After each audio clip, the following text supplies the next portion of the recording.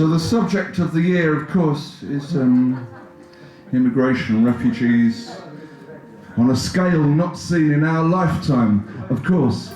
But it's worth remembering that it has been seen before in the world many times.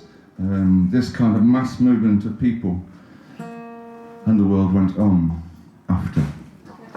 I'd like to do this, which is kind of 10 years old, and then I'll do one from about a year ago. So, like this. You could be there on a dark October night, waiting for the moment to be swimming across a freezing river, holding a plastic bag of belongings just out of the water, climbing up the banks on the other side, hiding in the trees so cold that you hardly show as a target. On the heat-seeking gear of the border control, but you made it, you're another one over, sleeping on a bench in a railway station in the heart of Europe, haven't eaten anything for 2 days straight. But where there's a will, there's always going to be a way.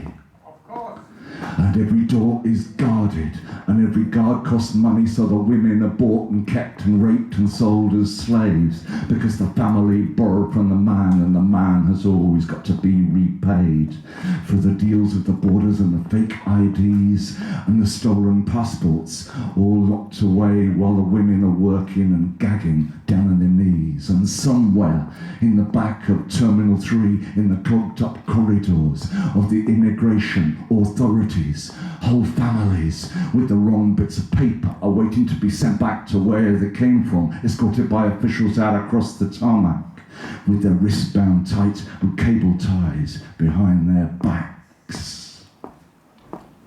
Well, it's dawn and there's fog in Rotterdam harbour, and the guard's on his break and the dogs are chained by the wire. 3 figures come out from behind the cranes, make it across the train tracks, clamber aboard a Panamanian freighter, headed for the Isle of Grain, find a place to hide in a stack of containers.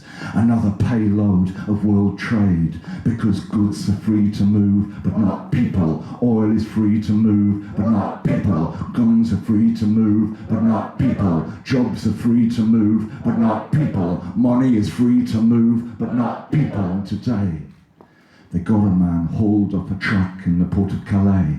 We watch him in silence as they lead him away, clutching at his battered suitcase. But his face betrays him, lost and scared and defeated, sitting in the back of the White Port Authority van. Well, where do any of us come from? It's pretty hard to say.